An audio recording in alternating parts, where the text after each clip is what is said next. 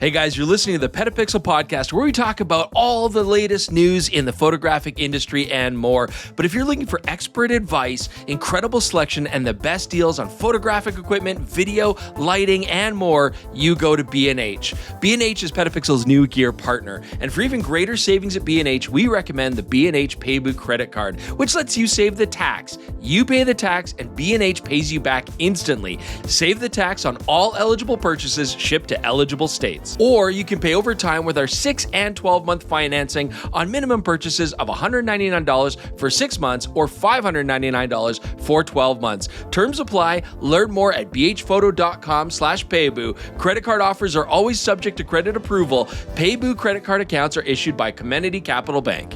Hello, everyone, and welcome to the PetaPixel Podcast. My name is Jaron Schneider, and I'm joined by Chris Nichols. Hello. And Jordan Drake. Hey. And we have a packed episode this week. We're being joined by our friend Kristi Odom. She's an outstanding wildlife photographer, and she wants to talk about biomimicry and animals and what we can learn from them, and also fishing. Chris, you get to talk about fishing. You know what? I don't believe you, because every time you guys promised we were going to fish on the show, it doesn't happen. But I do happen to love Kristi. I haven't seen her in a long time. Excited to see her again. And I believe she's actually covering our question that Jordan would normally do this episode. So you want to stay tuned for that for sure. Jordan will not be popping a question this week to start us off. So what we're going to do instead is we're just going to dive straight in to the podcast. Shortest intro ever. Let's get to it.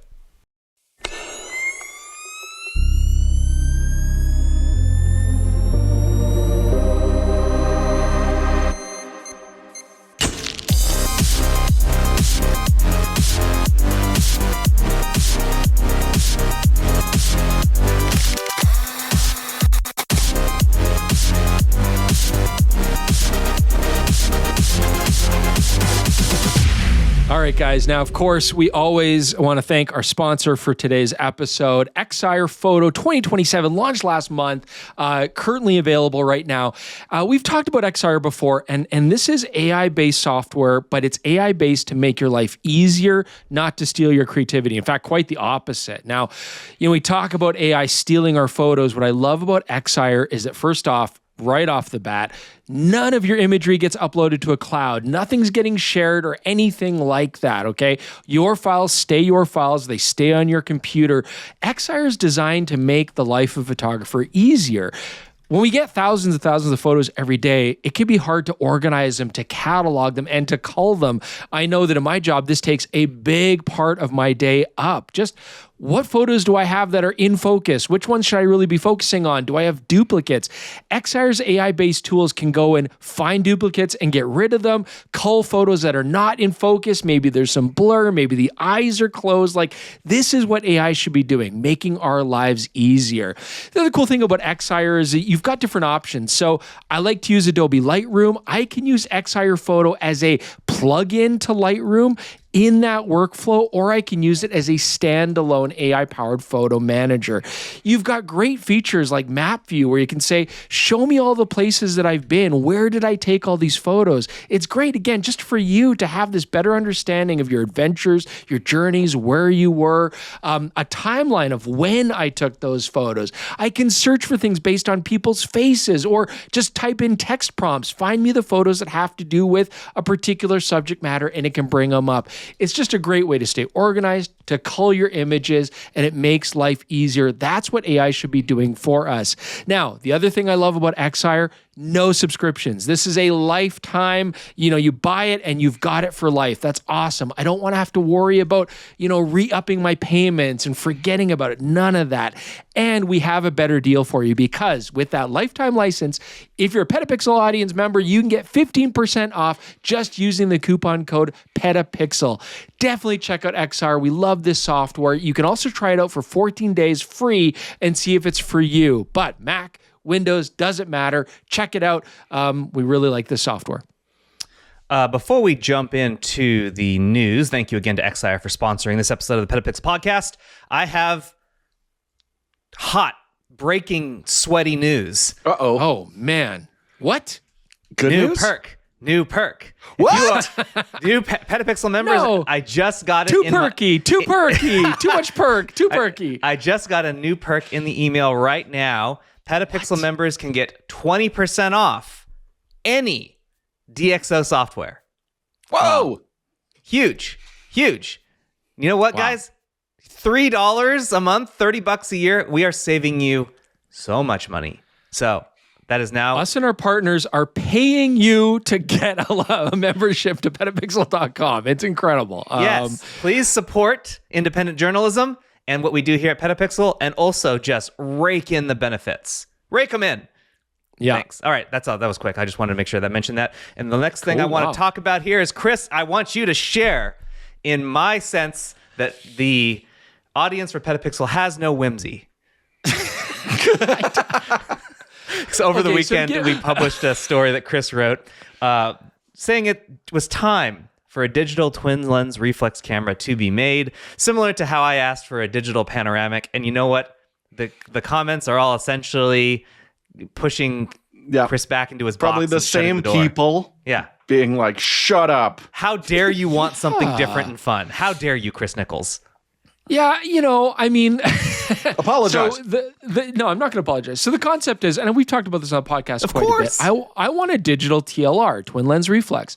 And it's because it's kind of the one camera experience that really hasn't been digitized, because the Chuzhous and the Minox little, keychain cameras don't count. They're not really twin lens reflex. But they're beautiful cameras. It's a unique way of shooting with waist level finders, and a lot of people are just like, what we need is more expensive niche gear that nobody's going to use just for bragging rights and stuff. I don't know. It seems short-sighted to me.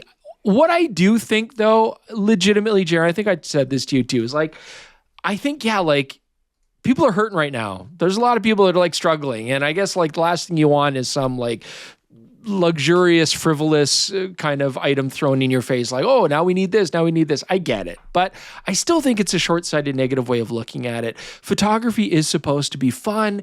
There's something to be said for not just what a camera does, but how you feel while you're shooting it, the experience you have shooting it. That's what we're trying to get at, right? Someone's suggestion of just taking your Sony camera and then flipping the rear viewfinder up if you want the waist level experience. It's just you're I think you are purposely being obtuse and missing the point. You are purposely missing the point.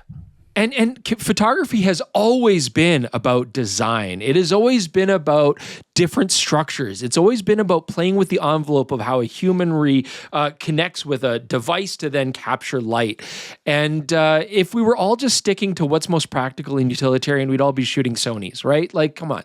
So it's about having fun, trying different things, shooting in different ways, sometimes challenging yourself with gear that's not necessarily ideal for every single thing. Is it practical? Maybe not. But is it fun?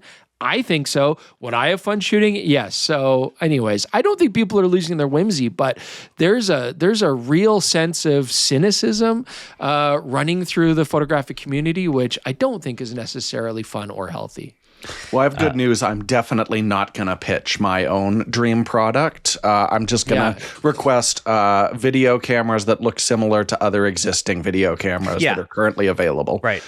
With maybe a little faster frame rates, a little more dynamic range. That's all you want. A little higher resolution. As boring as possible. Right. Just a waveform, but nothing controversial. I couldn't handle going through what you two have. You have dodged evisceration. Yes, you've dodged evisceration. Jaron and I sit like so much Joan of Arc tied to a post, and Jordan watches sadly from the audience. I'm just but he's I'm hearing God's voice too, but I'm not telling anybody. Yeah, that's what'll happen to me. I'm not telling nobody. Yeah. Fun fact: Saint Joan of Arc is my patron saint. So dang. Well, there you go. One thing I want to mention is funny. My wife is upstairs, so she can hear it when I get loud. That's hilarious. She heard me yell "hot, sweaty deals," and she said that was gross. For anyone who wants a reference to where that came from, it's from Crank Yankers. Dane Cook says "hot, sweat, greasy cash" in one of his Crank Yankers things, and I've always thought that is one of the funniest things he's ever said. So. No one has mentioned Crank Yankers in 15 years. Well done, Jaron.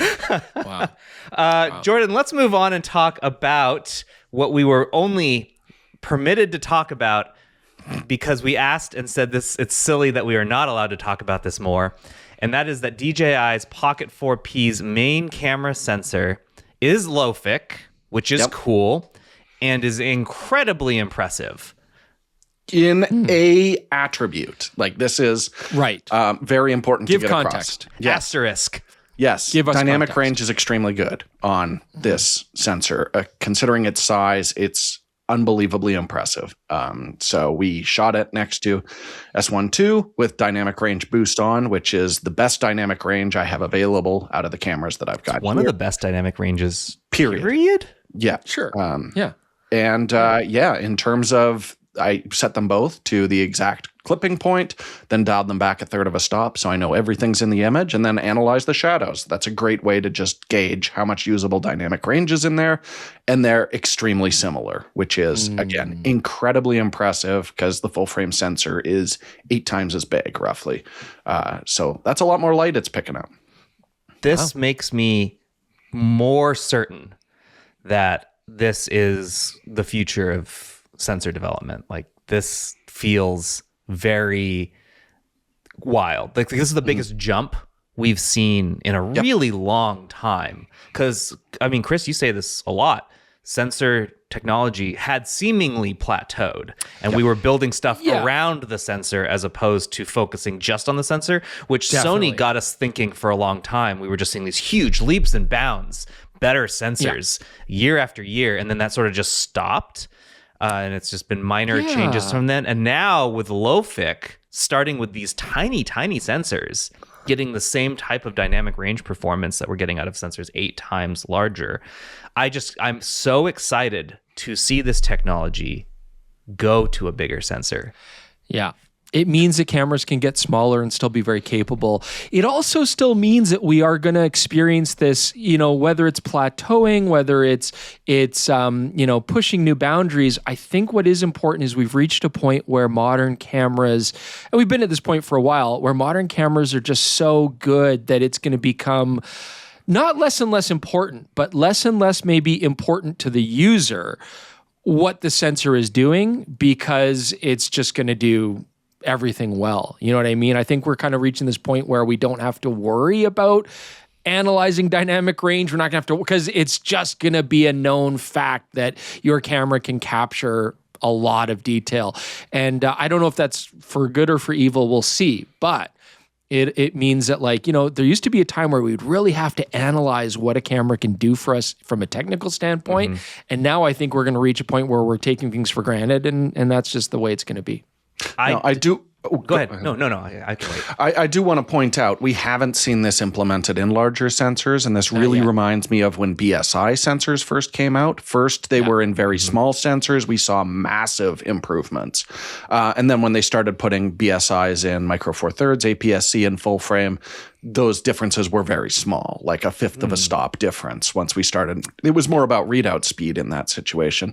So we'll see if that's the case, because the smaller chips tend to clip very aggressively. So we'll have to see when those new designs come out. But again, we're not talking dramatic full frame equivalent performance in all attributes. This is just dynamic range. And I think that's really important to get across. The only thing we're allowed to talk about, because DJI's NDA, for those wondering. There are gotchas, and a review will come one day. Yeah. So for those wondering, before you go, Chris, we need to tell people, if you've seen anyone who's located in an English-speaking or Western country, Australia, North America, or Europe, who has published anything on this, they have actively chosen to break an NDA. And there's really nothing DJI can do about it, because the argument is the information is public, because it's in China. So they don't really have any legal recourse. But those people will likely never work with DJI again. And we will, as a publication, are choosing to follow the rules. Following the rules for now, even if we're not super stoked on it. Is it crazy to do different launches and NDA launches in different regions? Yes, absolutely. It's crazy, but whatever. Crazy. The only comment I want to make is so far it seems like LOFIC is very much like a Chinese implementation, right? The brands that we're seeing, the smartphones that we're seeing, they all seem to be Chinese companies, manufacturers. Except that Sony does have one now. Yeah. They do, yeah. We talked about that, yeah. So I'm kind of curious when we're going to start to see LOFIC. Obviously, we're talking about, when will Nikon, Sony, Canon be using it? But also, like, will Apple go to a LOFIC thing? Will Google Pixel go to a LOFIC sensor? It seems like it would make a ton of sense in smartphones, and we certainly see the benefits in the Chinese smartphones. And now we're seeing it in the Chinese action cams. So. I'm tempering expectations because Samsung has incredibly good sensors that it has made in its sensor division, and it, for some reason, refuses to put them in their own cameras. Like, you can find Samsung's top tier sensors in other brands' phones, but not in a Samsung phone. Well, would take resources away from the ability to turn yourself into a sketched or cartoon character, Jaron. You're right. You're right. We should be focused more on AI. I'm sorry for not thinking about that. The last thing I want to say on the dynamic range thing is I remember distinctly years ago a friend of mine who I was teaching how to take pictures, and I think she bought like it's not a Rebel, it's like the SL series that came out. SL1, 2, 3, DSLR, yeah. And she was having like, well, how come I can see this but it can't? So like the human eye's ability to see a dynamic range, a very high contrast scene, and everything is perfectly exposed was just like confusing. Like, why can't the camera do that? This makes me feel like we're getting closer and closer to that not being a question. I think that would be very cool. We're pretty much there. We're pretty close to that. Yeah. Yeah. So, yeah. Jordan, Zhang Yi, also known as Mitakon, announced a series of T1 cinema primes. Yeah. These are fast. Yeah, this is pretty cool. I mean, I've been having a lot of fun with the Aizu primes with their super fast T1 3s. My concern is this is a Chinese cinema optic that's super duper fast. Is everything going to be magenta and green when you film them with these? I think Loka is going to be a concern. I'm very curious. But, those Aizu primes are quite a bit slower and a hell of a lot more expensive. So I strongly suspect that these will be optically character lenses, I think is going to be a fun way to phrase these. Yeah. I mean, look, we've got which is we've got sample. That's cheap. We've got sample footage on the article, and like straight off the bat, looking at these shot wide open, they're not contrasty lenses, right? They, as Jordan said, they're character lenses. They're going to be soft. They're going to be diffuse looking. They're going to have very soft backgrounds. You could shoot some really great dead wife footage with these, I think. Like backlit. Yeah, like the dream sequences of remembering. Yes, by the beach, we were so happy then. Yeah. Or coming out after a concussion or a drug haze. Honestly, I can't keep track of how many cinema lens lineups are being made right now. It's out of control. They're pumping Everybody and their dog is producing cinema lenses. They all look very similar. They're all like PL mount or paired matched, and the geared focusing, huge throws. Like, it's too much. It's too much. And I think they're affordable. But how can a prospective buyer, sort through all of the different options? It is mind-numbing. I get constant direct messages of like, what do you think of blank cinema lenses? Yeah, out of these 46 Chinese brands, Jordan, which should I get? I'm sorry, I can't review them all and give you an informed opinion. Like, I'll play with them at trade shows sometimes. Yeah. Oh, man. And the last time I did the Aizu primes, which are some of the most exciting cinema lenses out there, I think 14 people watched that video. So no, I will not be reviewing these in the future. This podcast conversation about the lenses is the last time I will discuss them publicly. So there, Flip's desk. Wow. All right. So a couple weeks ago, we saw like a small comment attached to a larger story from a Japanese publication that interviewed J.K. Liu, the CEO and founder of Insta360. And we picked that. We're like, whoa, that is a really interesting thing to say. So we reached out to Insta360 and we did a greater interview with him. And I want to read this quote to you, and I want to get your guys' thoughts on this. This is from J.K. Liu. Last year, I took a Luna Ultra testing unit with me on a personal trip. At one point, I came across a street performance and started recording right away. But instead of enjoying it, I spent the whole time looking at the monitor, worried about losing the subject or missing the frame. That moment stayed with me. because it exposed a real tension in imaging. I picked up the camera because I didn't want to miss the moment, but by focusing on the camera, I missed it anyway. Experiences like that have shaped how we think about products, like POV tracker for Luna Ultra. That's the thing that Jordan wore around his neck. It says that you have to, there's like a social cost. There's a social consequence for wearing this. The POV tracker for Luna Ultra, which lets the camera follow your head's movement in film so you can stay present and still capture the moment hands-free. For me, that gets to the heart of what we mean by the future cameraman. It's not one specific device, but a long-term vision for cameras to behave more like a real cameraman, seeing what matters, understanding the scene, following the action, and filming for you without constantly demanding your attention.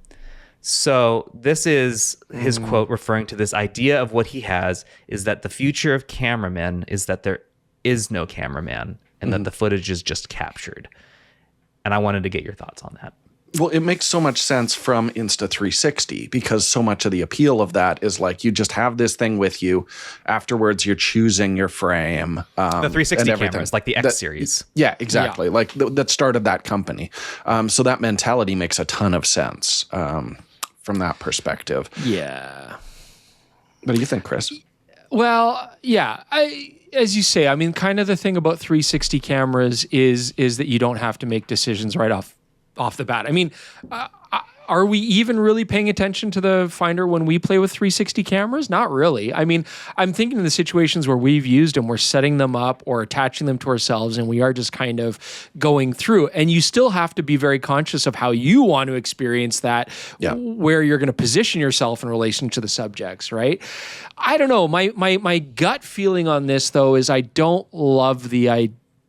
I get it, and I think it's for a different target audience. Yes. 360 is kind of this, I get it for somebody who wants to capture a family moment or something and not be taken out of the moment, or capture, like a street event. They want to be able to watch it again without being taken out of the point of capture. They want to be there for it and then rewatch that back.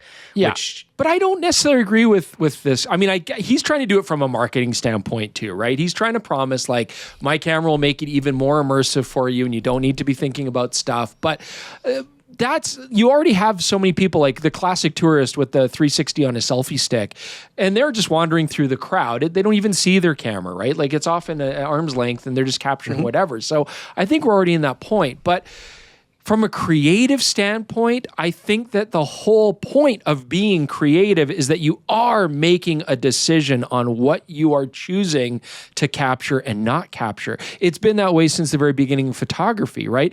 A lot of critics were like, oh, well, photography is simply documenting everything around you. You're not using any sort of skill, or it's capturing it for you. Well, not really. You're the creative force behind what your frame is, what you choose to show, what you choose to leave out. That's the abstraction, and I think that still is absolutely relevant today. So I think for a family kind of thing, or a 360 creative that wants to show a very immersive experience, absolutely. But I don't think we ever want to reach a point where our cameras are making creative decisions for us that we're not making. So you don't like the idea that he has where, quote, one day everyone will forget cameras even exist. No, I think that's horrible. I think for the application, sure, it could be nice to have a camera that you're not constantly thinking about, but that's not creativity to me in that. I don't know. I mean, it's you get into the weeds with it. But no, I think understanding that you are behind the camera is absolutely essential to capturing a creative experience, and I don't want to see that go away. I just think it's really hilarious that DJI did this first, which seems to be a running theme when we talk about Insta360 and DJI. Yeah. If you remember when the early Neo drones came out, their whole marketing push is like, it'll just follow you. You can just embrace the moment of your sports or your day or whatever. And the drone will do all the work for you. And the technology wasn't good enough and it didn't work really well. But yes, it is funny, I think. Here's a perfect example. When I'm fly fishing, it would be great to have a camera with me that I'm not thinking about, because when I'm fly fishing, I do not want to be splitting my attention to also creatively what I'm trying to capture, whatever. So that'd be great. I would totally love that. I can have my memories. I can go back and look at it and say, oh, that's cool. That happened. I caught that, but I don't want to be thinking about it. But when I'm trying to be creative photographically, or I'm sure Jordan trying to be creative videographically, I don't want to be taken out of the experience. I don't want to be taken out of the equation. I think that would be awful.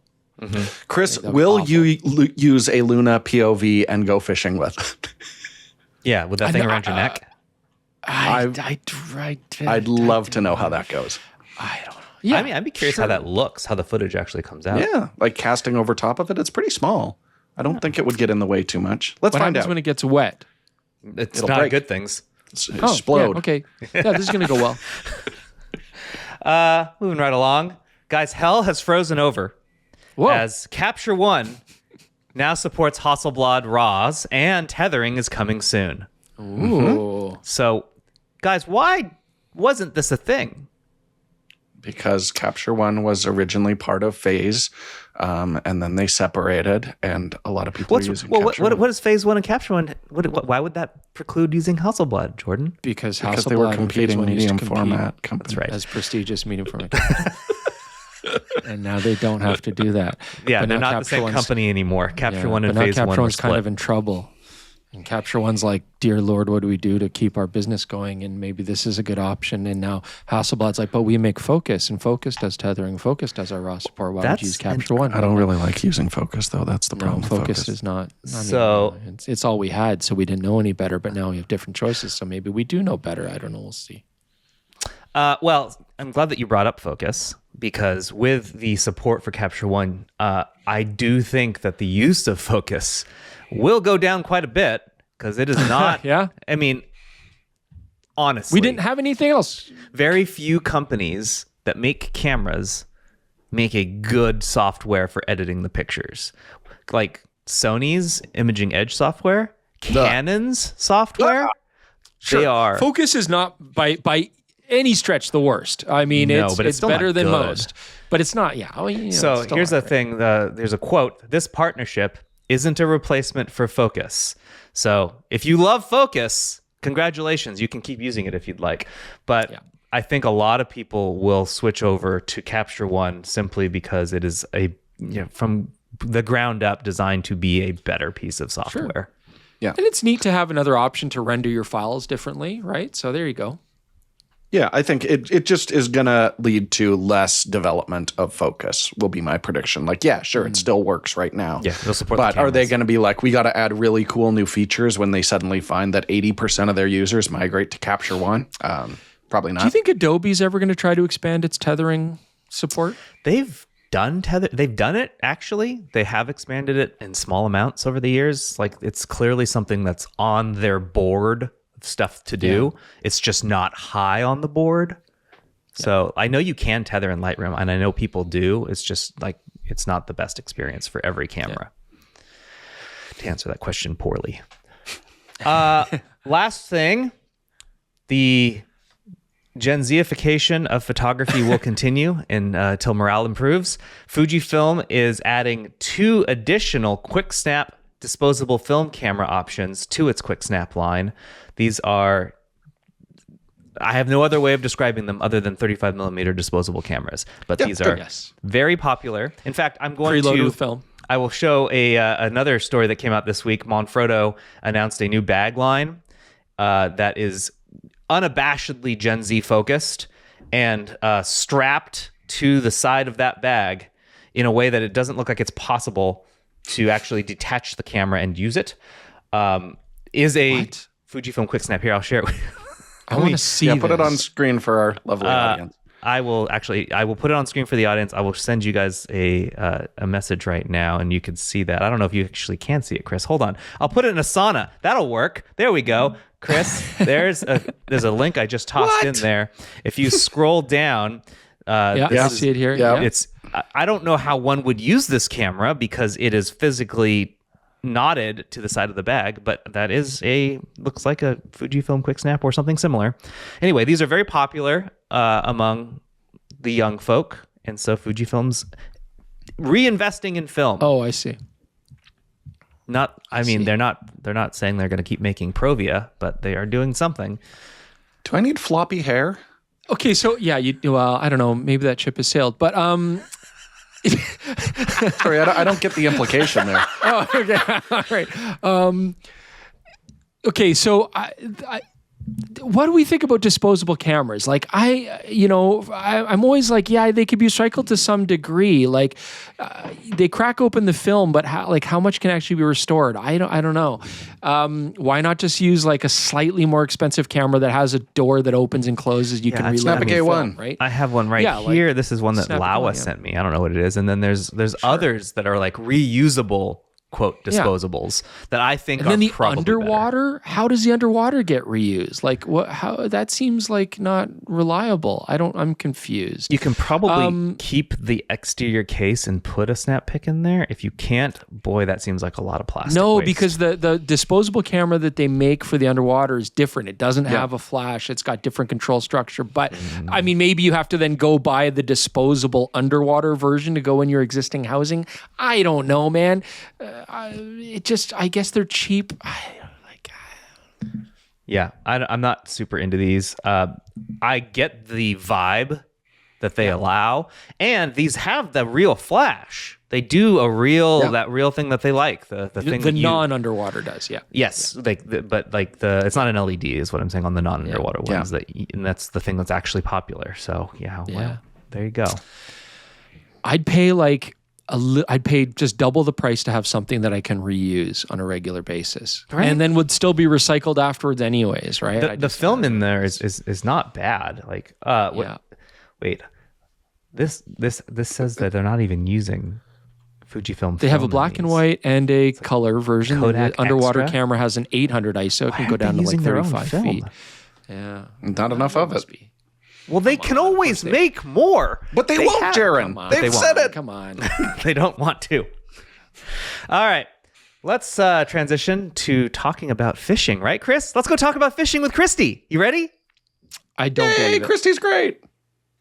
And we're joined by Kristi Odom, not only one of our favorite people and friend, but also an excellent photographer. And I think it was about a month ago, Kristi, you were like, I want to come on the podcast and talk about stuff. And I said, great. And I'm not entirely certain exactly what you have in mind. So I'm going to hand this to you, and you're going to, I think, teach us stuff. Teach you stuff. I'm excited to see you all first. It's great to see you, Kristi. Super excited, too, to see Jordan on here because I missed you last time. You read the comments from our last podcast, and every comment, I'm like, oh my God, there's so many comments. And it's like, no, where's Jordan? Where's Jordan? Where's Jordan? We're addressing that this week. Yes, it is great to see you, Kristi. I just want to let you know the poo-poo beetle, the rainbow poo-poo beetle that you gave me. Some people would call it a scarab or dung beetle. My daughter still loves it to this day. Thank you very much. Mine's for that. right here inside my bag. It's right underneath the lip of my bag. So every time I lift it, I see the sparkling poo-poo beetle. Yeah. Do we need to give context for that, or are we just going to roll right through? I think we can leave it right there. Now, I don't know what we're talking about today, but it was implied that we were going to talk about fishing entirely the whole day, which is the only reason I'm on the podcast right now. So, but I'm used to disappointment in regards to fishing and this channel. So I don't know what's going to happen here, Kristi. I guess we'll find out. Well, a little backstory. I got to meet the three of you back when we did a Z8 campaign in Yellowstone. Z8, first video we shot. Yeah, it was so much fun. And I just remember how much, Chris, you talked about fishing. Yes, because it's the greatest pursuit in life. It's better than anything else. Yeah. And while I don't fish myself, I've spent a long time watching animals fish and watching different, it's interesting too, because I believe photography has the power of slowing us down so that we can learn from animals and we can learn from wildlife. I mean, we're talking about species that have lived here forever and they found a way to adapt. And there's so much in biomimicry. Have you ever heard of biomimicry? That's a Chris question. Like, maybe I've heard of it from a sort of like looking like another animal for strategic advantage. Like mimicking for a body horror movie. Well, yeah, like a fly that has the same markings as a wasp or something like that. I've heard of that. Is that biomimicry? Or like cuttlefish that can change the pattern of their skin. Those kind of things. What are you talking about? Great. Clearly, I'm wrong. A lot of it's about learning from nature and learning from nature's designs and how to overcome our own maybe problems or find solutions, nature-based solutions. And biomimicry is about carefully observing nature and using those observations to help solve problems. Like, for instance, the design of Velcro was made because of these burrs that would get caught in animal skin. People have been studying geckos and how they climb walls because of the pads on their feet. And so it's I guess the podcast today, one of the things I wanted to kind of put out there is, can we teach an avid fisherman like Chris Nichols anything about fishing by watching osprey, by watching bears, by watching these species? So it's a little bit of a challenge to see what we can do and what we can learn. I've been watching humans, and it hasn't really been helping me out that much. So maybe this will be better. He just walks by other fishermen and says, like, "Oh, I got nothing to learn here," and keeps on walking. And it's they hear him say it. It's very rude. I think more importantly, it's, Jordan, can we be doing that instead of anything else right now? He's like, no, we have to work. Oh, great. So before you keep going, Kristi, I'll mention, for those of you who are only listening to the podcast, this is one where it might be beneficial to check out this segment on YouTube, because Kristi brought slides. And her photos are always stunning. Stunningly good. And she also sent me a giant folder full of other cool things. So I might, depending on what we're talking about, I may put other stuff up here as a visual enticement. Now, for our audio listeners, I will be saying whenever a new photo comes up, oh, that's a really pretty image. But I will not give you any context for what it is or anything like that, to further encourage you to watch this on YouTube and see her great photography. Moving on. All right, make me a better angler, Kristi. Oh my goodness. Well, first I want to ask, why do you love fishing? Yeah, I'm a fly fisherman, I guess, for context, and not that that's exclusive to what I'm about to say is not necessarily exclusive to fly fishers, but we do tend to be, I would say, ecologically minded. We tend to catch and release. We don't tend to keep fish. So it's really more about appreciation, understanding biorhythms, understanding ecology, the environment, threats to the environment. Now, of course, also it is exciting, and it is fun, and it is a great way to get your mind off of the world and kind of put yourself into a space that's meditative and not, all your worries kind of go away. There's so many benefits to it. I would say that fly fishing really does become like a lifestyle change, and the adventures you've had and the sights that you've seen. When we're out there, not only are we studying the fish, we're trying to, catch them and perform that task, but, we are, and probably in a very similar way to photographers, you are seeing amazing sunsets. You're seeing animals and their interplay. You're seeing stunning landscapes. You're hearing amazing bird song. Like, it's about immersing yourself in nature, appreciating that. And I'm sure you get a very similar sort of experience from photographing wildlife so much. Exactly. And that's what I wanted to bring up and let Jordan and Jaron share about. I think that there's a huge overlap, that time in nature, that ability to slow down, to be immersed in the wild. I think it's definitely something that photographers and fishermen, fisherwomen, fisher people share in common. Fisher folk. So I think that, when I'm out observing nature, I maybe see it for a minute. But when I'm looking through my camera, it's like the world disappears, and I can see these details and these patterns, and I see and learn things. So I think that there's a huge overlap, and I'd love to hear what the other two guys thought on the overlap there. Mm-hmm. Yeah, I mean, I find definitely it does help you zero in on specific detail, like when I'm in a new space or something like that, like, oh, how can I isolate a particular thing that, without, in a single shot, specifically with video, to set apart the location that we're at, the vibe of it, things like that. I mean, I don't do as much in terms of like wildlife, things like that. I'm just chewing my nails, hoping Chris is adequately capturing it while I capture the environment around him. That's the split that I usually find myself in with my work. Jordan's hoping. Jordan's like an angler that only targets one fish, and not species, specifically one fish, that fish being the Chris Nichols fish. Yeah, the silver-haired Chris fish. I'm typically very wide when I shoot, so I'm trying to get everything. No at details. Once. No fine detail myself. So I have very little to add here. Well, I will say, Kristi. Oh, sorry, go ahead. I will say, like, it was interesting. I did a project where we were in Costa Rica and I got to shoot birds, right? Wildlife, which is not something that I ever do regularly. I know you photograph a lot of birds, but it was interesting. And I kept saying to the guides too, I was like, it really is very similar to fly fishing. The pursuit of, having to understand the ecological cycles and the rhythms of nature in order to have success. Having the right gear, how different gear affects your outcome, different gear for different certain situations, dealing with the environment. Like, it was very similar.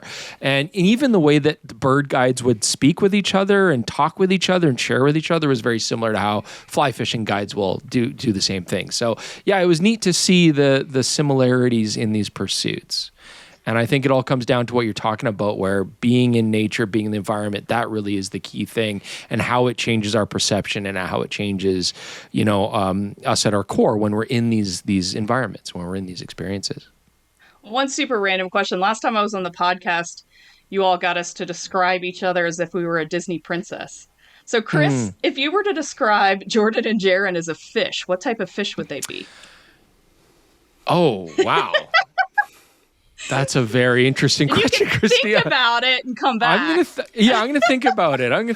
He's definitely going to call me some like deep ocean dweller, horrifying fish with no eyes or anything like that. It's going to be very upsetting. See, that I think, Kristi, is a more interesting psychological allegory there. Why would Jordan assume that? That says a lot about Jordan's personality. He's basically right there. saying you think he's blind. Wow. Like a blobfish, like you pull it out of the water and it's just disgustingly weird and it's got to no. Why would you go there, Jordan? I'm going to think about it, Kristi. I'm going to think about it. Answers at conclusion. Sounds good. All right. Well, I want to talk just a little bit about, I just got back earlier this year from India where I went out to photograph tigers. And I became obsessed with these ants. And that's the thing, is the photography had me slow down and watch these ants. They build this nest where they literally use their spit and they pull things together. And I was able to really slow down and watch. And they were using each other's bodies. And they were balancing each other. It was this advanced architectural engineering skills that I think it's also referred to as a force ratchet system, but they literally would make these bridges, pull the leaves back, and start creating their homes together that way. And it just completely blew my mind, like watching this design, this teamwork, all these things come together. And I find that through photography, I'm often inspired by nature.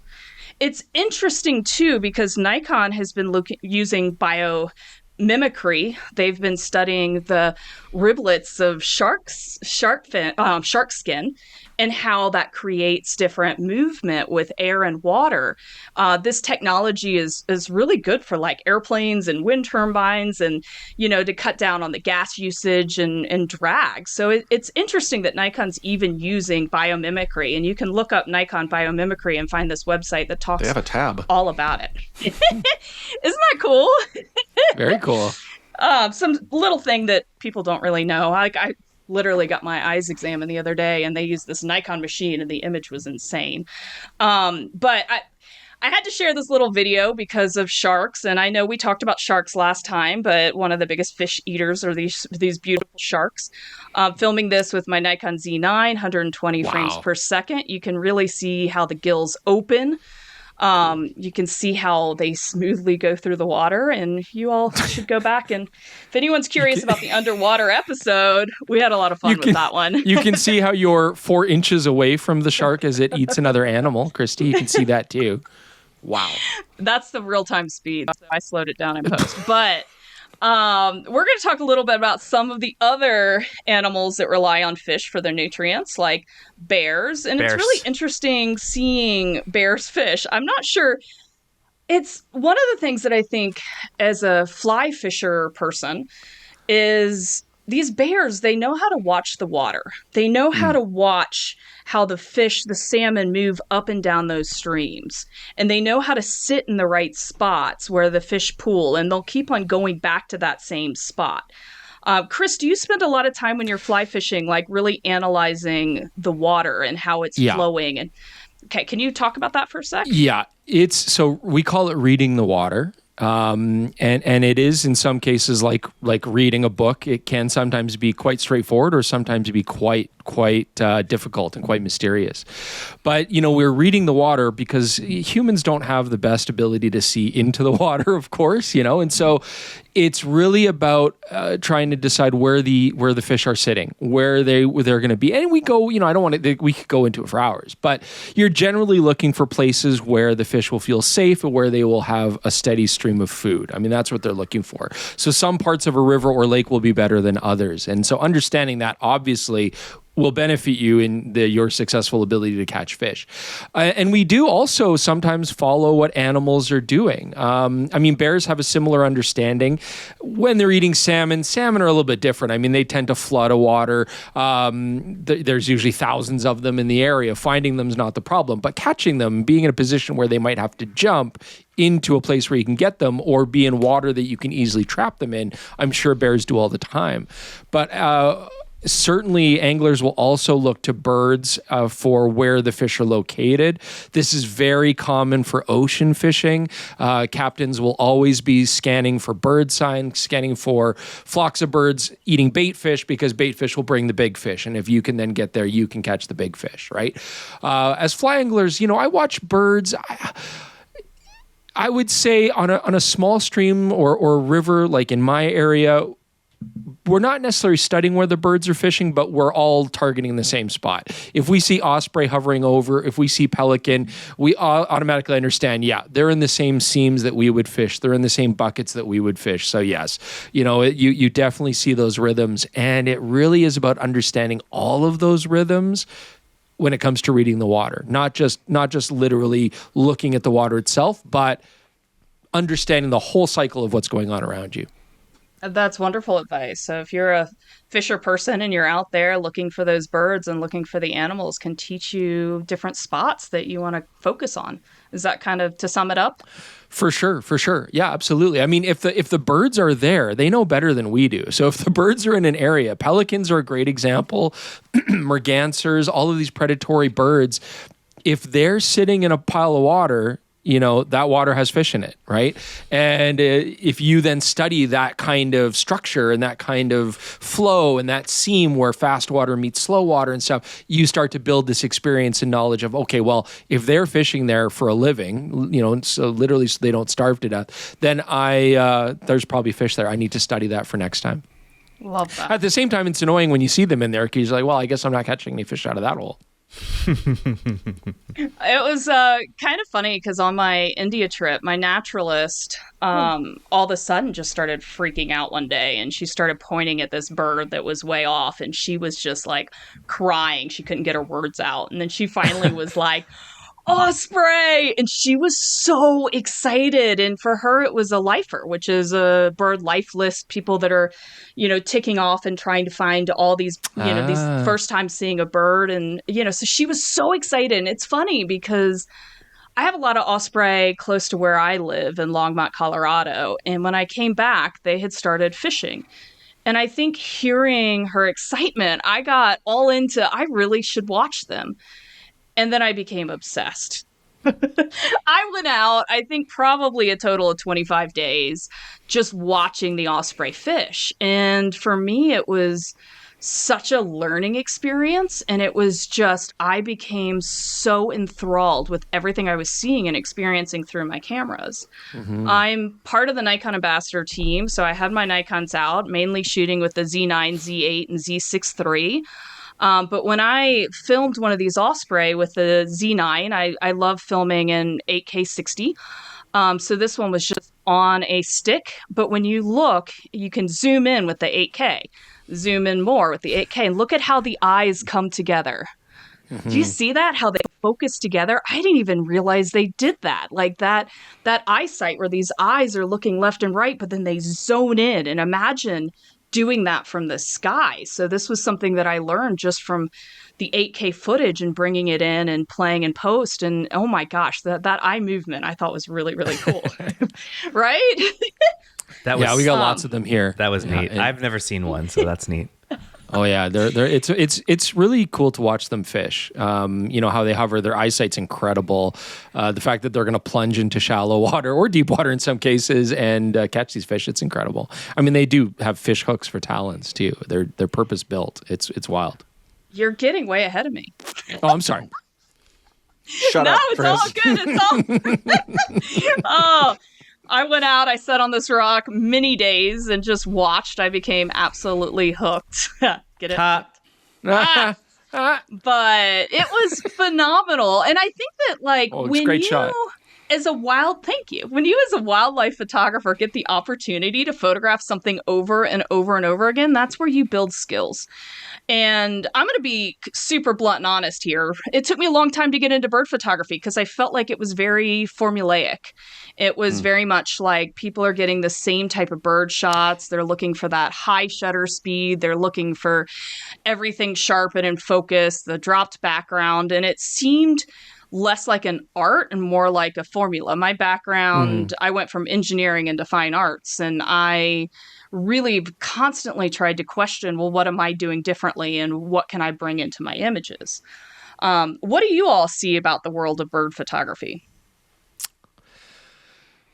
It was interesting talking to the guides. It was interesting to see how they targeted, not even target, like their goal for what they thought was a good photo was very different. And they were saying, like, we have some clients who come on our trips and they are just fascinated by getting a document of that bird. Like some people, for them, it's a lot of fun. Like it's like Pokemon. They just want to collect a good, clean shot of that animal as a memory for them, which I think is great, right? But they're not really interested in like getting an angle or a dynamic moment or anything like that. And I think maybe, Kristi, you might agree that you could even bring that same similarity to other wildlife photography, where some people just want to get a sharp picture of a bear, but what maybe more experienced photographers would consider a good shot is one that shows something emotive or something unique or, even human-like, right? Something that we can sort of empathize with, right? Exactly. Other people are like, I want a sharp picture of a grizzly, and I got it, and it was great. But for bird photography, it was fascinating to see the angle, the height that you're at in relation to the bird, capturing their plumage in very unique ways, capturing the timing of, it wasn't just about getting them focused. It was about, they got to be in focus, but you also have to see these stripes on their tail splayed out perfectly at the right moment. And if you don't get that, that's like not, so that was cool to learn that there's these levels of rarity, skill, and difficulty that really elevated a photograph. And I mean, getting osprey landing, I would think, Kristi, I mean, you got some great shots. I'm like, what was that like getting that timing down? Because you don't necessarily know exactly where they're going to plunge. And it happens very quickly, right? For the viewers at home that maybe don't know, I mean, they generally will hover many, many feet above the water, just waiting, just hovering, and then plunge very fast down to capture the fish. How would you then get set up knowing or having an idea of where they're going to land? Or was it kind of luck and time? It was definitely a lot of fun to try to figure that out. I mean, really understanding your camera's autofocus setting is number one. I use my autofocus continuous. I use my bird tracking. I use auto area autofocus on my Z8, 9, and 6.3. And a lot of it is knowing when that behavior changes in the sky. So you look up in the sky, and when they see a fish, and they're looking for shallow fish. They're looking for ones that are close to the water surface, which I think has something to say about even to fisher people that like, hey, they're shallow in this area. It kind of tells you how deep they're swimming and things like that. So there's all sorts of things by seeing where these osprey fish, knowing the depth of the water, where the fish are swimming, and all sorts of cool things. But when they hover and they notice that they're about to go down, they'll change their pattern. They put their feet in a little bit, their wings up, and then they go down. So they give you a signal in the sky. And if you've got your autofocus, your bird in flight, I mean, the thing about these raptors is they're quite big. There's a couple of other tricks, like you've got your focus tracking with lock on. You want that to be as delayed as possible. And what that does is it tells the camera, hey, if you think there's something else to acquire, do it slowly. So that way, when these osprey hit the water, you're not losing your focus. So I always turn that all the way to 5. I turn my steady on, so the steady movement as opposed to erratic movement. So there's definitely, I can't use a tripod. I sit, I use my elbow to my knee to like hold the long lenses and get that low angle. But the tripod is just too, maybe it's just me. I'm a little bit too slow on a tripod. Chris would agree with you. He doesn't use tripods either. not for what we were doing there. Yeah. I think, so here's a question, Kristi. Are you focusing on the osprey in the air and then following it as it goes down? Yes. Wow, yeah. And okay, sometimes tricky, right? and sometimes even to acquire focus, like I'll find a faraway tree line, autofocus on that, put the camera in the sky, and then it automatically finds the osprey. So if it's like this is the one few times that on my lens I use that focus limiter.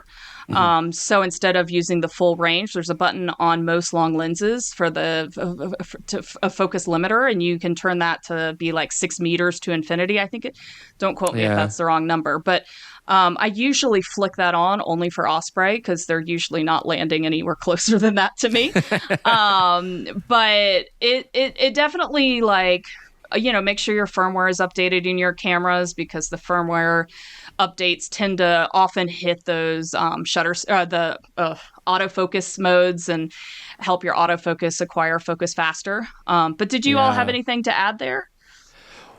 I mean, the only thing that really comes to mind is I know for the people that are watching us and are able to see your photos, which of course are stunning as always. I think what it is too, Kristi, is people who are like, how do I get a shot like that? I think it's obviously skill. It's obviously talent. It's knowing your gear. That is actually a really big one. Wildlife and bird photography, if I learned anything, you have to know your gear inside and out. But also, I don't think people necessarily appreciate how much time you're spending out there to do this, because we're seeing these photos. I can only imagine how many times the osprey lands with its back to you, right? Or where it lands, but the sun is not hitting it in a nice way and you're probably getting half it in shadow and stuff. Getting these moments, I think you got to put in the time and a little bit of luck and some karma maybe. Kristi, you seem to have good karma. I think you've hit on so many important topics, and it's also not just about knowing your gear, it's about knowing the species. I learned that osprey, they take off into the wind. So they, just like a float plane that's on the water, the float plane will turn and then take off into the wind. I once tried windsurfing. I was in one competition and I went backwards because I was really terrible at it. But I learned one thing when I was windsurfing, which is when you go out, you can turn your head, and when you feel that wind on both ears, that's the direction that the wind is going in. And so I would position myself into the spot where the wind was coming at me. And that smart. way, when the osprey, they would land in the right position and they would take off in the right position. But I also find that what you were saying about sometimes the light not being ideal, I found a lot of people shied away from that. But I love embracing not ideal light. I think you can do so much with shadow and texture, and black and white really brings out that contrast, especially with that low aperture, being able to make it kind of sparkle. I love things that sparkle. So I would choose a lot of times the way it was taking off. And if the lighting was maybe not on the face or ideal, see what I could do that was creative with this.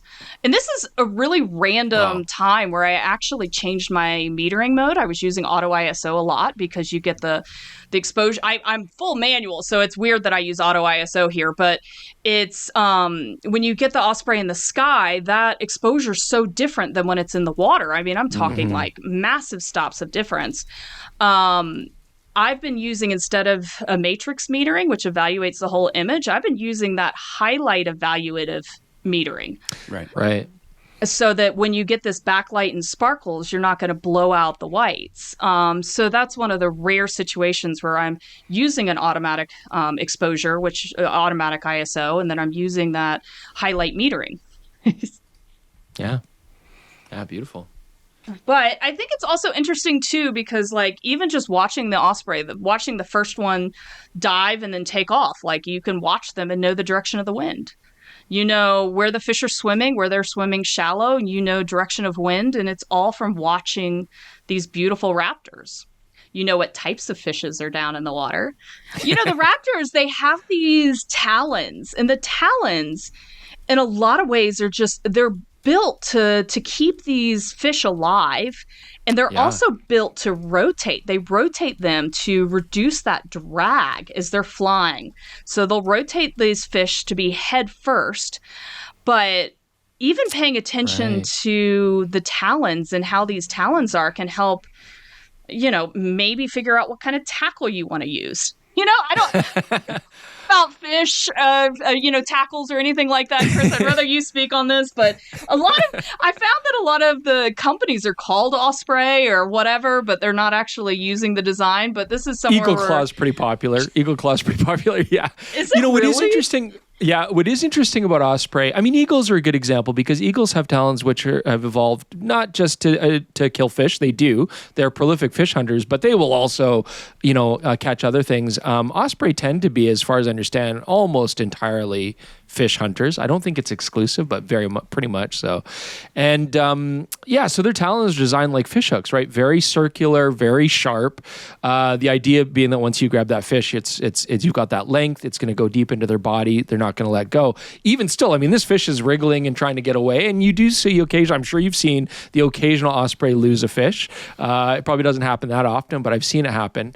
But it's incredible the size of fish they can carry. I mean, I've seen some of these birds struggle to lift a fish almost, if not, maybe bigger than it. I don't know. They have beautiful wings. They've got large relative wingspans. They can generate a lot of lift, and it's a beautiful thing to watch them catch these fish.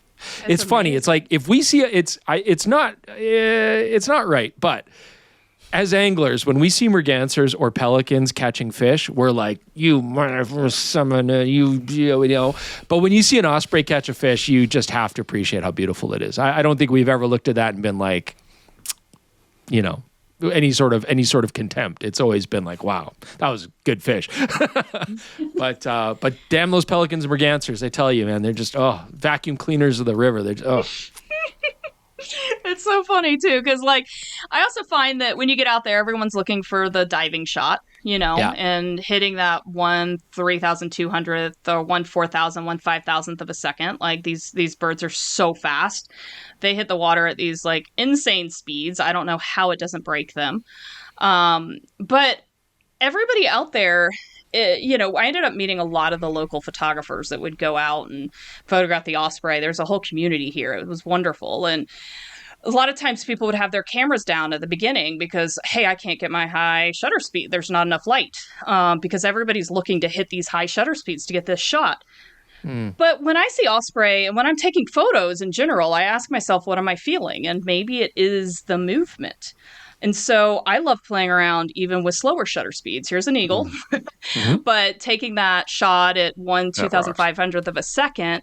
But then what happens when I go down to like 1/30th of a second? So I had this goal to get slower shutter speed shots of osprey. I wanted to do panning. Panning is a technique where you lock your focus on an animal and then you follow it and follow its movement with a smaller shutter speed, and then you can get sometimes the eye in focus and sometimes the background blurry. And I went out there and I tried with the osprey at first at my 1/15th, 1/30th of a second, which was like so slow for these guys. But then when I hit 1/60th of a second, occasionally I could get that eye in the middle of the dive. This took me a really long time. And oh my God, I don't even want to share the number of failures I had trying to pan ospreys diving. Yeah. But the thing is that when you get that opportunity to take so many photos of one species and go back the next day, I want to encourage everybody to take risks, to do exactly what Chris was talking about on the boat. Instead of getting that checklist documentation picture, getting something that expresses an emotion. Maybe it's the speed, and maybe it's the emotion you're feeling. Maybe it's that intensity in the eye. Maybe it's the crazy patterns that come out with the splash. I was really excited about this shot because I finally got one where it was like, I panned at the right. This was 1/60th of a second, but I was able to lock in and get the talons out. And I don't even want to talk about how many failures I did, but I was really excited about this shot because it kind of hits that movement, the direction of the movement. And yeah, to me, it was something that had a little bit more of a narrative and a little different than what I had seen of the typical osprey photos. Yeah. It's funny. We had one of my favorite photographers, Leah Hennel, on this podcast a little while ago, who shoots sports. And it was the same thing. She's like, when I want to get the athlete sharp, that classic Sports Illustrated picture. And then for the rest of the competition, when she's shooting Olympics or whatever, it's like, how can I mess with things? Drag my shutter, find an unconventional look. And that's how she's captured so many really compelling, like I would say the standout work is the stuff where she's messing around, not getting the classically everything's sharp, fast shutter speed kind of stuff. And yeah, I find like all this unconventional wildlife photography really stunning for the same reason. I definitely agree. And I think that people get into such a mindset that things should be shot a specific way that, you know, I feel like, where is the emotion in that? And yeah, those shots right when they've got the talons by the water are really cool. But,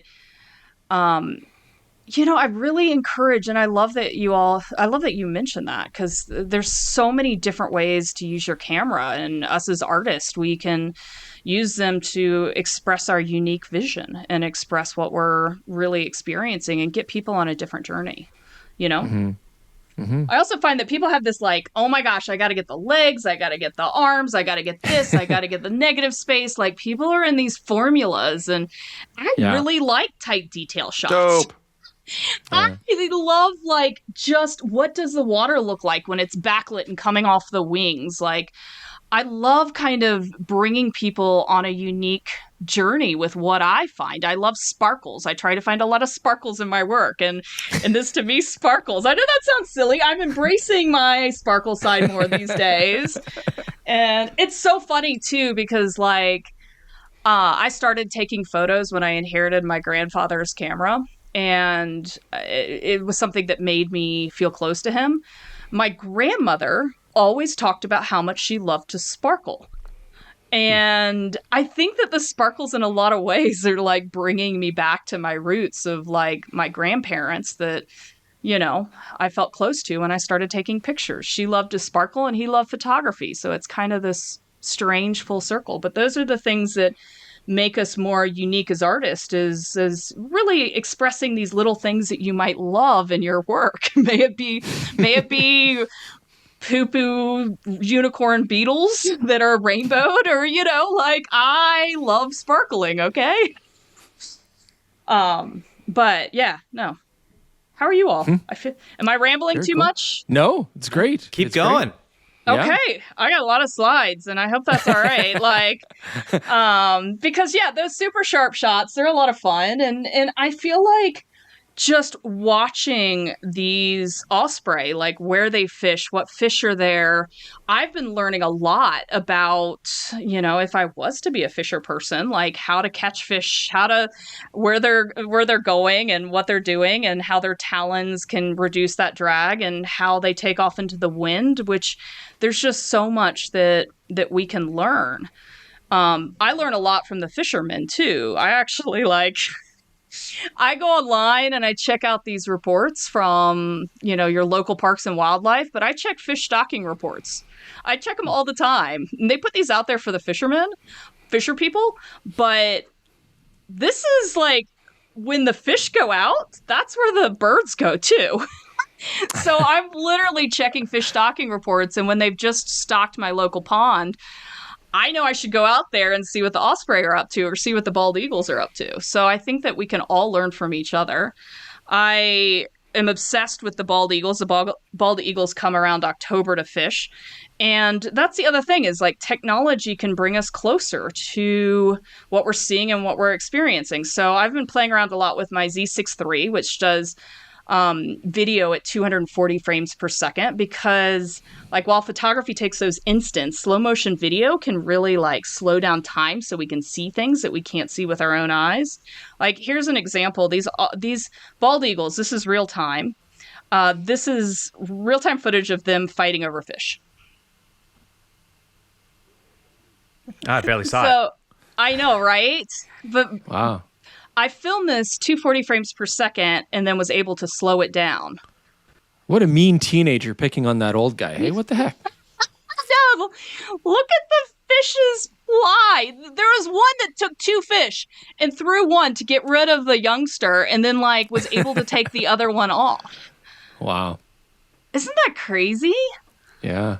But I definitely didn't see that with my own eyes. I feel like so many times I've connected with nature when I'm out in the field and I'm experiencing it. But now I feel like there's sometimes a double layer when I go home and I look at the 8K footage and crop down, or I look at the 240 frames per second footage and I slow it down. It's all of a sudden revealing this other way where I'm feeling awe differently and I'm learning. Do want to talk a little bit about the bears because I've watched bears fish a lot. And, the bears fishing, they're so funny because they're so beautiful in the way that they kind of do these sneak attacks and using the same, they find these pools and they go back to that spot over and over. They know where to fish. But that also gives us as photographers that opportunity to experiment. Like, so maybe you've done that fast shot with a high shutter speed, but what happens when you do a slower shot and really push that movement?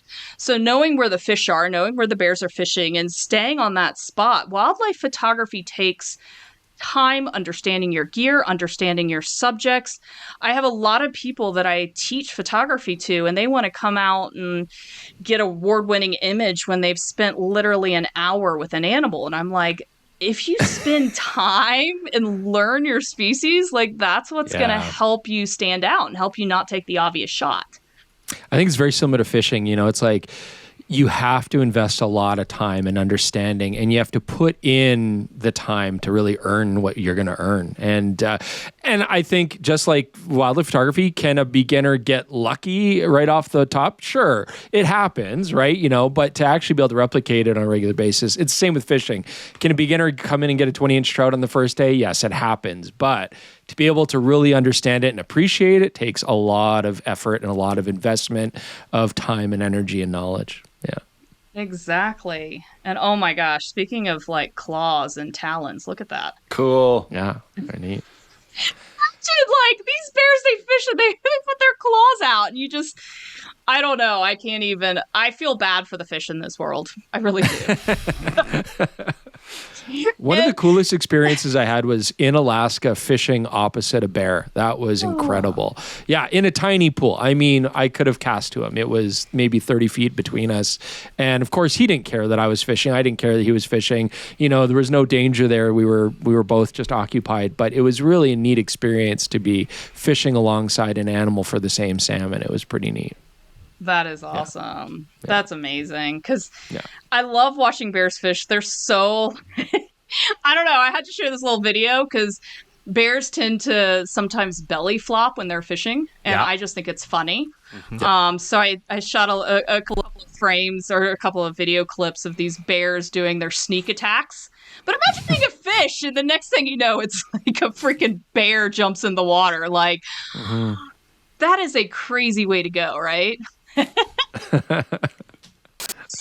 But with all the bears, I photograph bears a lot. One of my favorite subjects, going back to Brooks Falls all the time. I love Brooks Falls and I love Katmai National Park, even the places where we go land on the float planes in these small areas. And just like the osprey, we find the wind and take off into the wind. But I'm constantly looking for something different. So using the multiple exposures with the bears at Brooks Falls and taking a silhouette using darken mode and putting that silhouette in the falls. Just things like that. I want to push you all to do something creative, do something unique. There's a million things we can do with our cameras. I do want to share a story. I mean, speaking of, we're going to go from the bears to the bees, if that's okay. But I wanted to share a story about how photography had taught an entomologist that I was working with about bee behavior that actually helped protect the bees of the Amazon. Isn't that crazy? So in a way, this Nikon technology has helped protect bees. So I'm really excited about this. So I'm doing a project on the indigenous people that live alongside the Amazon in Bolivia. And I've been following a bee biologist, an entomologist to these different villages, and he's been teaching people how to harvest the honey from native bees. And when you harvest the honey from native bees are responsible for around 70% of the pollination in native forests. So you get forests that have forest fires and are destroyed from logging and mining company, the pollinators become super critical. Also, the people that live on the river at Madidi National Park are now getting a lot of mercury in their river. So the fish are unfortunately full of mercury and poisoned. And when people are living off the land, that can be super challenging. So these people in these villages need more. They need to make some money to buy processed food, which is crazy to me. But being able to have this honey, they're able to make these sales, and they're able to like also help the bees and help out the Amazon. So this is a project I've been doing for years and I'm really passionate about. And when I went down there, I'm going, oh my gosh, this is a really hard thing to photograph. It's easy to get people to love bears and osprey. I mean, these raptors from the sky or these big bears, but how do you get somebody to really appreciate and fall in love with native bees? These bees are tiny. I'm talking like the size of a couple letters on a quarter. Like they're tiny, tiny, tiny. So photographing them has a lot of challenges, and they're super fast and erratic, and they fly around their hives. And Rupa, my bee biologist friend, he helps people like with these starter hives and then making the big hives. And so when they harvest the honey, it doesn't harm any of the bees. But when I went down there, I started by photographing them on their hives, some macro shots. But I really wanted to do something more. I wanted to put more of a narrative into the shots. So I started noticing that they had different flight behavior. And I wanted to capture the movement and the flight. Now, when I was down there, everything was working with the entomologist, even putting up the black sheet, because I did not want to impair these bees to finding their flowers. And so everything I did with supervision and conservation in mind, which I think is very, very important. But I went down there, and I don't know if my audio is sharing. It doesn't really matter. But here's the setup I ended up doing to get the bees in flight. So I have a Ninja on top of my camera, and that's recording my electronic viewfinder for everyone to see. So the autofocus Z9 was working on these tiny bees in flight. It was a bird tracking mode. And then I had like wide area autofocus, and it was capturing them. I had that static backlight, and that static backlight was set up to capture the movement of the bees in flight, like the path. So it was lighting up the path as they were moving. And then I had two flashes that were triggered by my camera. I had a SB5000 and a 910 were the two flashes. And the flashes were set so that they would stop the bee in flight. So I would get a shot of the bee in flight with the path behind. Now, looking through the electronic viewfinder, this is real time what I was photographing. I shoot things a little bit flat, and then I enhance things. I was using bird in flight, wide area autofocus, but it was nailing that. And you saw how big they were. They were like tiny, right? Yeah. But I started being able to photograph these bees in flight. And yeah, the different paths in the movement, because like the ones that stayed at the very front of the hive, they would literally like dive bomb the other, like if there was an intruder bee or if a bee had bad nectar, it would dive them and tell them to leave. So I wanted to photograph the scout bee. But I was, after a little bit of enhancement and pulling a little bit of color enhancement and then pulling the shadows because I shoot flat, these are some of my shots that showed these bees and their flight movement and pattern. Now, when Rupa taught the people in these villages to go from starter hives to more permanent hives, he, they'd all go into their new home and they would go in this chaotic fashion. And I'm thinking like, I'm really curious as to like what this is when they go into their new home, like what their flight pattern is and behavior. And I know that my cameras have the ability to photograph 120 photos per second. I'm not talking video, I'm talking photos. So you can take all of those as JPEGs, and then you can like really pull down everything that's happening. So I started taking pictures, 120 frames per second photos of these bees going into the hive. This is real time. And then slowed down, we noticed something. We noticed that they fought in the air.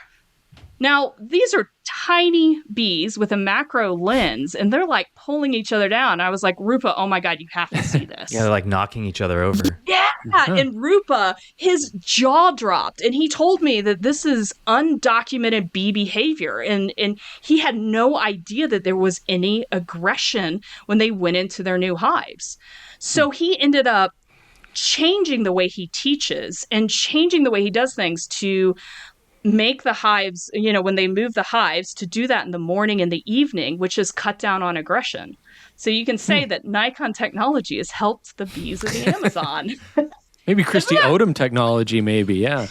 It's just all that curiosity. I think that, like, us photographers, we have a place where we can help teach, we can help people learn. The animals have a place where they can help us learn from them. We have a way that we can all work together to learn from each other. And I think that that's really beautiful. I took the photos and I stacked them to get the flight pattern. I was really curious and to see how they spiraled when they went in and out. But it was really nice too, because Rupa was talking about these details and how he's learned about his own species that he's a specialist in through photography. And I think that that's like one of my biggest, most proud achievements as a photographer. I wanted to mention that story. But I also, just to quickly put it out there, I have put an osprey video up on YouTube. I just started my YouTube videos. So I will say I get very bored with the same photo over and over and over again. So I put all my little tips and tricks, and I've just started. This is my first instructional video. So if you give me some love over there, it would mean the world. And very cool. We'll open it up for some conversation, but this is the last slide I wanted to share. A giant thank you. Listening to all my birds and how I think we can all learn from each other if we slow down in nature and really explore. And camera technology is getting better and better, which means that we're able to explore and learn even more. And I'm going to stop sharing. I want to see all your faces again. I don't want to see. Hello. Very cool. Thank you, sharing, Kristi. Yeah. Well, thank you all for listening. I hope it wasn't too much of I want this to be more of a conversation. So that felt very presentation-ish. I hope that was okay. All right. Let me answer your question from before. I'm gonna stick to fish that I've targeted or caught myself or whatever, or want to catch. And I don't want to catch a blobfish. So please never, or a ragfish, any of the horrible. So anyways, Jordan, Jordan is going to be a carp. And, carp are very industrial. For crap? Gotcha. No. Again, wow, that says a lot about how you think of yourself, Jordan, not what Chris thinks of you. Wrestling with self-esteem this week. Yeah. Carp are industrious, but they're unassuming. They're not flashy, and a lot of people pass by them without, thinking about it. Truth be told, they're actually incredibly intelligent, very difficult to catch. And when you do, they put up a fight on par with some ocean fish. I mean, it's surprising. So this unassuming, industrious, surprisingly a powerful fighter when push comes to shove. That's Jordan. Jaron Schneider, I'm going to say, is a rooster fish. Rooster fish are beautiful ocean fish, little flashy, very voracious predators, aggressive, strong, and if you look at a roosterfish image and you look at Jaron's beautiful hair, you'll get what I'm saying. Gorgeous, gorgeous. There you go. Kristi, unfortunately, we don't have much more time for this. The segment is a little long as it is, but we appreciate you coming by and talking to us and sharing your thoughts on biomimicry and animals and all the stuff you do. So, and also your really good photos. So, for those listening, I really hope you picked out some of the things that Kristi was saying about how she captures these images, because she's really good at what she does. So you can learn a lot from her. Well, thank you all for having me on, and I just appreciate I've missed you all. I hope to have another adventure one day. Absolutely. Well, we learned a lot. Thank you very much. Thank you, Kristi. I appreciate it. Thanks, Kristi. Thanks to Kristi for joining us. I always enjoy listening to people who are very smart and very knowledgeable about their craft. She's great, and she's also just a really fun person. So she is always great. And I think we get good insight that, like, how she gets these photos is, I think, certainly talent is important, but she's putting the time and effort in. And I think you can really tell from her photos, whimsy, Jaron. She does have whimsy. Kristi Odom is full of whimsy. And that's why she captures photos that most people miss. Yeah. Excellent. Yeah. What have you been up to?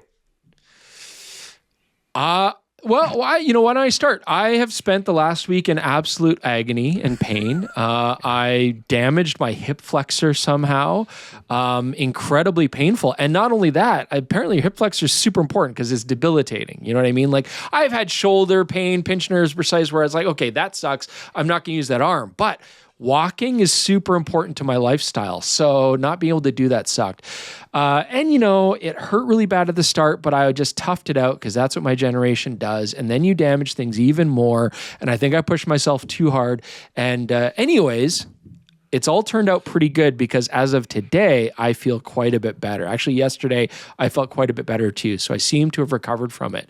But yeah, like I couldn't lift my leg. I couldn't raise my knee. I stayed in bed for a couple of days, like literally in bed the whole time pretty much. And it sucked. Yeah, it sucked. Jordan saw me in pain, which he loves. It sucked. What? No. I'm a big ball of empathy.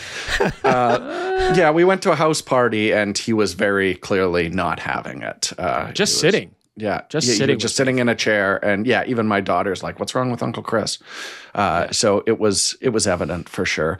But we're only going to have one stationary Chris sitting video out of this, it sounds like. We'll be back to usual fairly soon. So that's great. I can tell you what I've been up to, and that is watching Seven Samurai with my son. Yeah, you did. We're trying to catch up with some Kurosawa films, and I had in one go. No, we're splitting it up. It's a long movie. Yeah. It's over three. It's like 3.5 hours, I believe. Mm-hmm. But what has been really interesting for me is the first time I saw it, I was a teenager. The second time I saw it, I had gallstone pancreatitis and was heavily medicated watching it in a hospital. And I realized I didn't remember anything from that second viewing of it. And now I'm finding it really interesting. And I haven't given Kurosawa credit for this before. He really messes with the shutter speeds in that movie. It's really fun to watch. And he's famous for doing I use a telephoto and I shoot at fast shutter speeds for battle scenes. He does it for dialogue scenes, for interesting blocking that makes any kind of movement really stand out. So if you've watched this as a historical, it's the original buddy action movie, basically, and it's a super fun watch. But if it's been a while since you've looked at it, technically, there's some really cool and very influential decisions being made that are just Hollywood wouldn't learn these techniques for 40 years. How many people were breaking down to slow motion? We take it for granted now, but he's like, I'm going to do this sword cut in slow motion for this pivotal. And very, very slow shutter speeds sometimes at 24 for a nice blurring effect. It's just technically it is a real film school course. And I'm trying not to the whole time be like, buddy, look, he switched over to a fast shutter speed while they were arguing, even though there's not any movement in the frame. Yeah. Super cool. Cannot recommend it enough. Jaron, have you seen this movie? Is great. I want to say I saw it when I was very young. Time to revisit. Kid. I should probably rewatch it. I should just gift you a Criterion subscription for a month. Jordan. Because the Criterion transfer of this thing is just stunning as well. It is beautiful. What about the set design in that movie?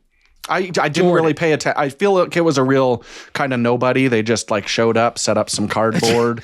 And I don't know. The set design of that film didn't really draw my attention in any interesting way. Why do you ask, Chris?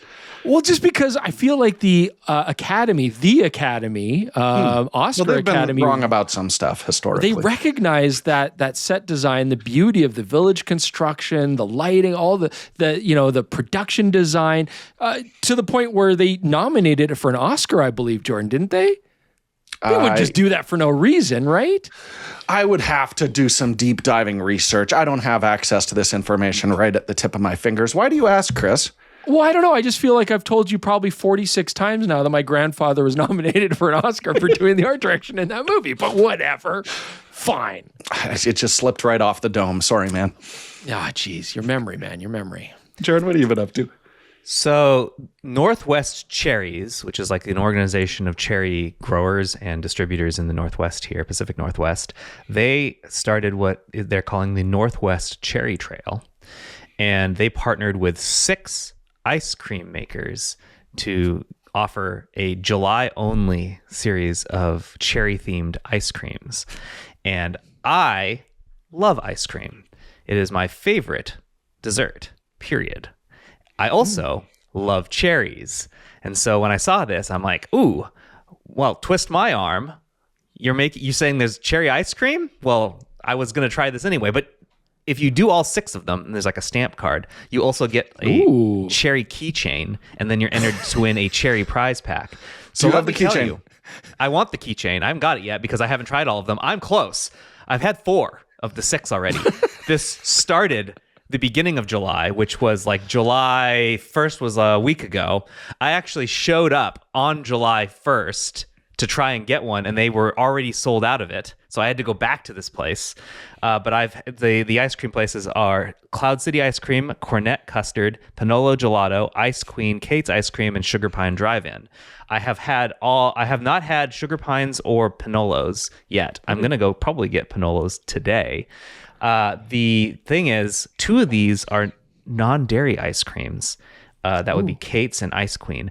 I am typically pretty staunchly against calling something an ice cream and enjoying that said frozen when it has dessert no cream, when it has no ice, cream in it. I'm very against that. I don't like non-dairy ice cream.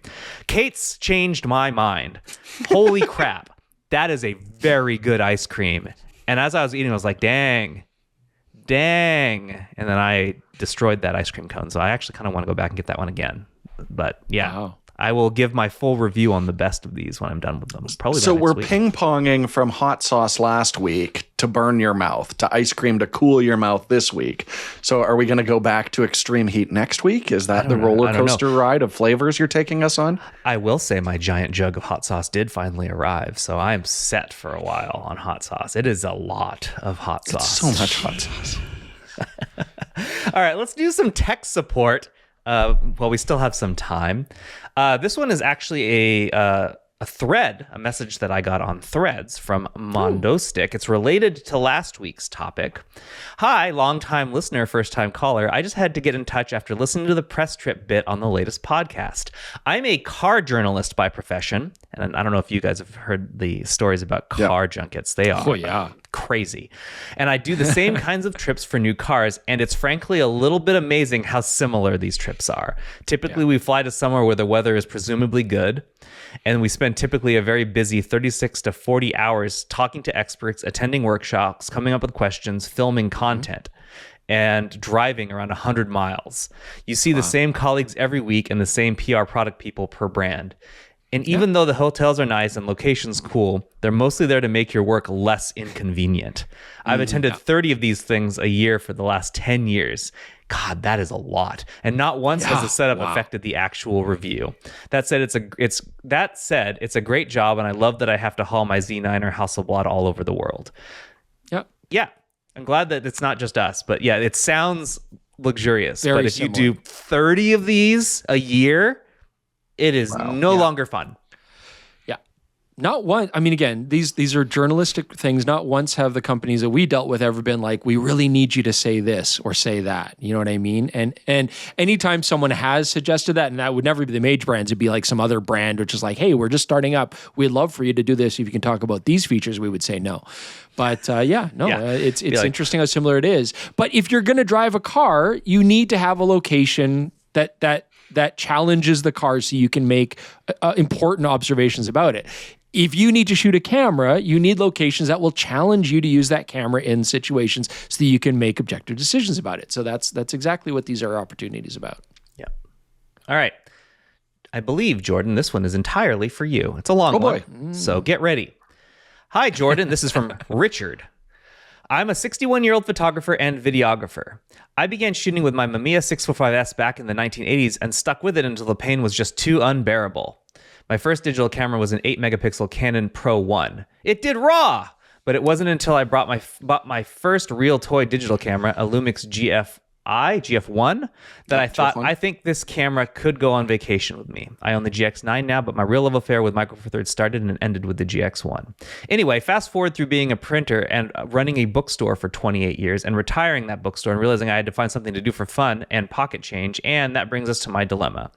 I chose real estate photography. I started playing with my full-frame Lumix cameras and a full-frame Canon and a drone, and then using my phone in a beast cage on a gimbal with alternative lenses, yada yada, head explodes.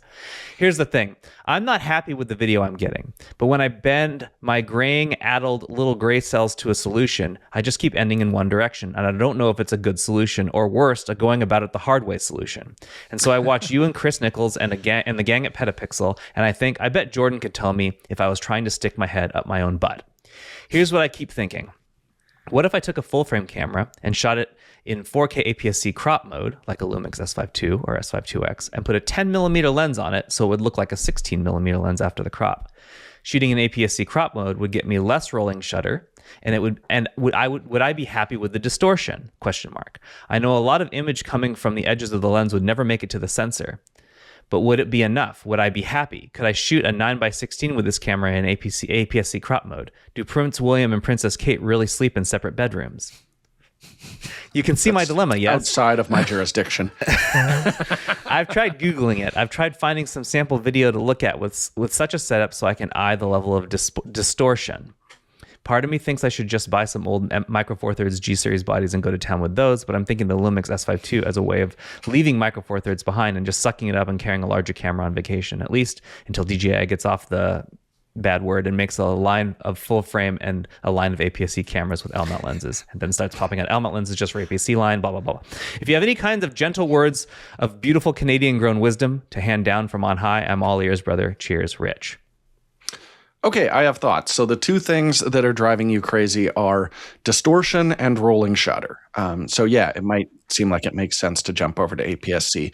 My question is it that you don't like your lines bending specifically? Because if that's the case, then modern mirrorless lenses will fix that geometrically. What I'm worried about if you're shooting architecture is its perspective distortion that's bothering you, which is when you put an ultra-wide lens on and you move the camera, are you noticing that the edges of the frame are moving faster than the center, which draws a lot of attention to the movement? Mm-hmm. And if that's the case, it doesn't matter whether you go to an ultra-wide, perfectly corrected lens.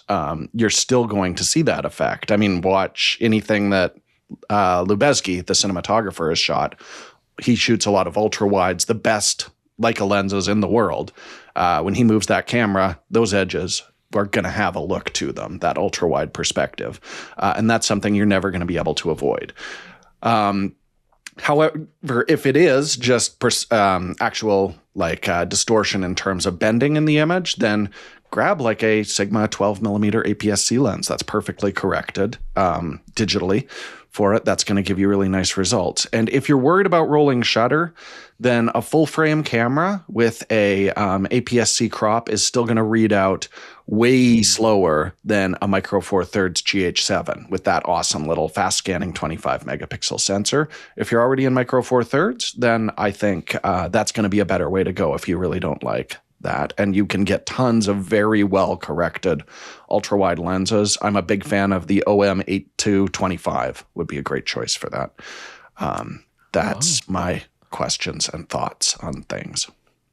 Do not put a 10mm full frame on this camera and shoot in APS-C mode. I don't think that's the solution that you're looking for. Very cool. Hey, Jordan, on a related cinematic note, just kind of as a callback to what we were talking about earlier, now that you're on this Kurosawa kick, are you going to watch Rashomon with your kid? Is that next in the list? I mean, that's a masterpiece. That's film. definitely up there. Yeah. I really want to revisit Ikiru. I adore that movie, but it's pretty heady for an 11-year-old. He wants to watch Ninja's Cut.